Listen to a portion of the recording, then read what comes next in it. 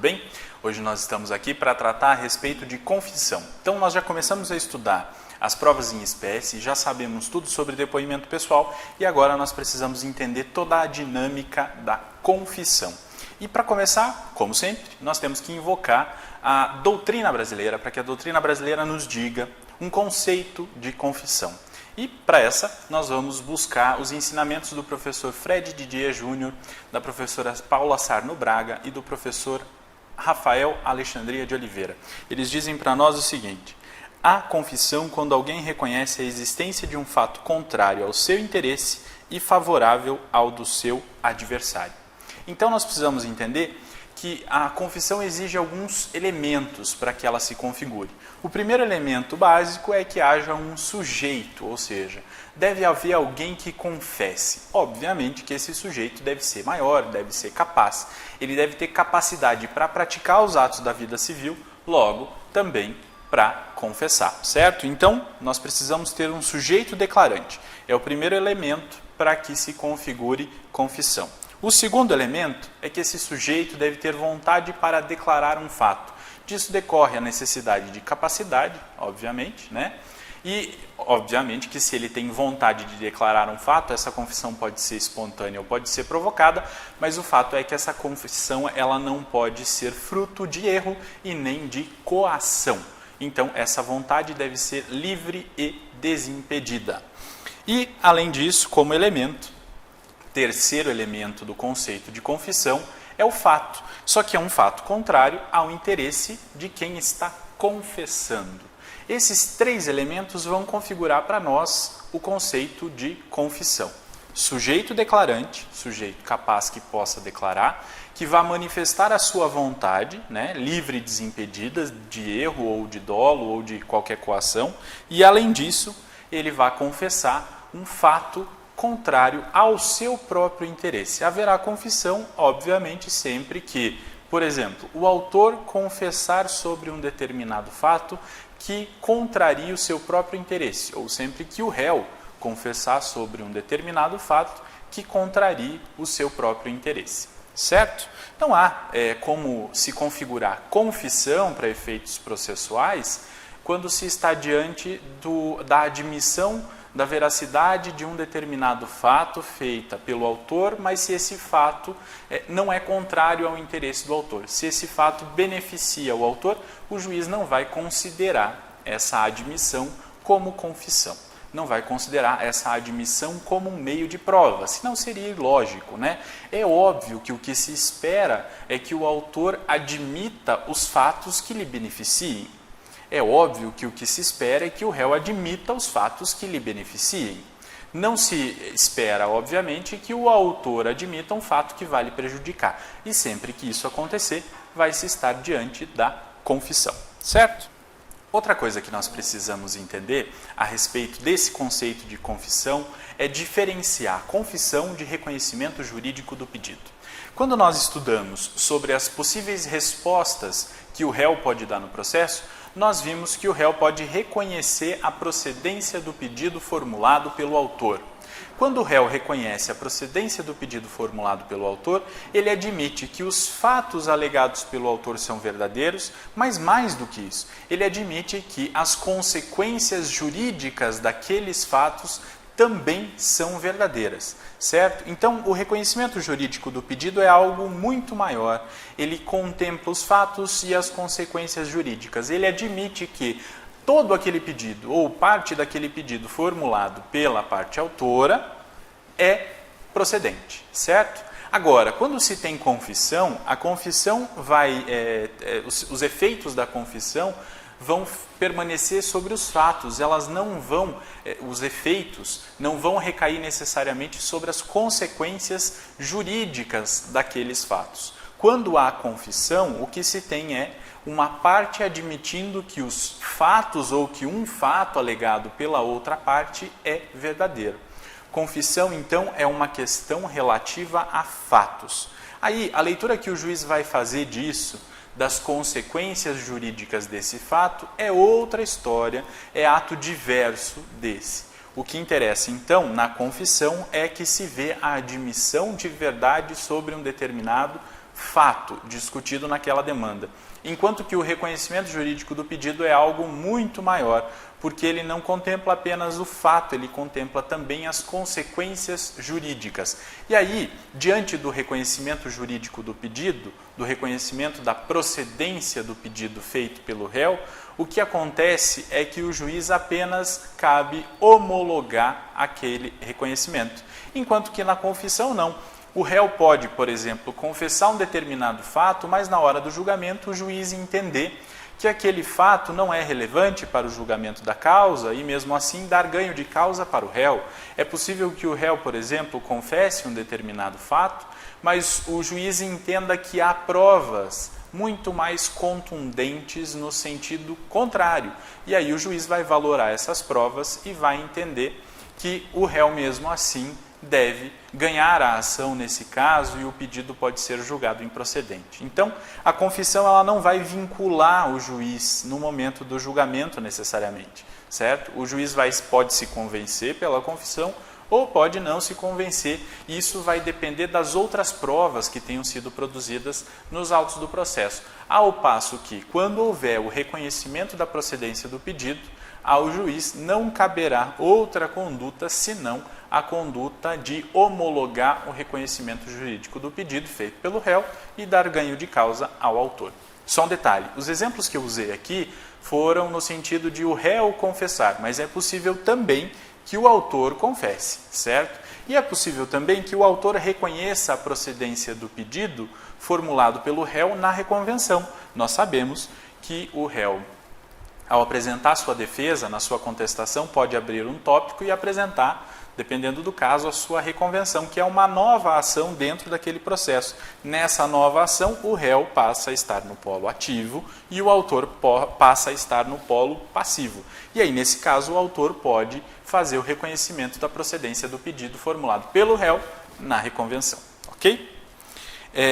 Além disso, nós precisamos entender algumas espécies, como a doutrina classifica a confissão. Então, a primeira classificação que se faz, e é uma classificação feita inclusive pela própria legislação, é entre a confissão judicial e a confissão extrajudicial. E é simples de entender. Haverá confissão judicial sempre que ela ocorrer no bojo, dentro dos autos de um processo. E haverá confissão extrajudicial sempre que ela acontecer fora dos autos de um processo. A confissão judicial ela pode ser espontânea ou pode ser provocada. Haverá confissão espontânea sempre que a parte comparecer espontaneamente nos autos do processo e confessar sobre os fatos alegados pela parte contrária. E haverá confissão provocada sempre que, no momento do depoimento pessoal, ao ser perguntado ou reperguntado sobre um determinado tema, sobre um determinado fato discutido naquele processo, a parte vai confessar sem querer, mas vai confessar. Por isso que se diz confissão provocada, porque ela decorre de uma provocação da parte contrária ou de uma provocação do juiz. Além disso, uma outra classificação que a doutrina faz é entre a confissão real e a confissão ficta. Nós já conhecemos, inclusive, essa distinção. Haverá confissão real sempre que a parte efetivamente confessar, quando ela declarar efetivamente sobre a veracidade de um fato discutido na demanda. E se estará diante de uma confissão ficta sempre que a parte se negar a responder sem ter uma justificativa plausível para isso, ou sempre que a parte deixar de falar sobre um determinado fato nas suas manifestações e admitir esse fato de forma ficta. Sempre que isso acontecer, nós estaremos diante de confissão ficta. Outro exemplo que pode acontecer também, quando a parte é intimada para comparecer na audiência de instrução e não comparece. Nesses casos, o juiz vai considerar que ocorreu a confissão ficta, ou seja, aqueles fatos que a parte contrária desejava comprovar a partir da oitiva daquele depoimento serão considerados verdadeiros. Se fala que é uma confissão ficta porque não há uma declaração efetiva da parte. O que há, na verdade, é uma omissão. E diante dessa omissão tem uma consequência processual, que é a confissão ficta. Muito bem. O artigo 389, ele trata a respeito da confissão e ele diz para nós o seguinte: a confissão judicial ou extrajudicial, quando a parte admite a verdade de fato contrário ao seu interesse e favorável ao do adversário. E o artigo 390, que diz: a confissão judicial pode ser espontânea ou provocada. Parágrafo 1º. A confissão espontânea pode ser feita pela própria parte ou por representante com poder especial. Parágrafo 2º. A confissão provocada constará do termo de depoimento pessoal. Então, o artigo 389 traz para nós, na verdade, um conceito, aquele mesmo conceito que a doutrina já havia trazido, a respeito de confissão, quando a parte admite a verdade de fato contrário ao seu interesse e favorável ao do seu adversário. Esse é o ponto central do conceito de confissão. E o artigo 390 vai tratar a respeito especificamente da confissão judicial, dizendo que ela pode ser espontânea ou provocada. O parágrafo 1º diz que a confissão espontânea pode ser feita tanto pessoalmente, pela própria parte, quanto por um representante que tenha poderes específicos para isso. E aí, uma parte pode outorgar poderes para uma outra pessoa, pode ser o seu advogado ou qualquer outra pessoa, que compareça em juízo, né? Porque é uma confissão judicial, compareça em juízo e confesse em seu nome. E aí, no instrumento que vai transferir poderes para essa pessoa representar a parte deve discriminar quais são os fatos sobre os quais pode pender confissão, certo? Já o parágrafo 2º vai falar a respeito da confissão provocada e vai dizer que ela vai constar do termo de depoimento pessoal, ou seja, ela vai decorrer, como nós já falamos, das perguntas e das reperguntas formuladas para a parte no momento do seu depoimento, no momento da tomada do seu depoimento na audiência de instrução e julgamento, certo? O artigo 391 prossegue falando sobre confissão e diz assim: a confissão judicial faz prova contra o confitente, não prejudicando, todavia, os litisconsortes. Parágrafo único. Nas ações que versarem sobre bens imóveis ou direitos reais sobre imóveis alheios, a confissão de um cônjuge ou companheiro não valerá sem a do outro, salvo se o regime de casamento for o de separação absoluta de bens.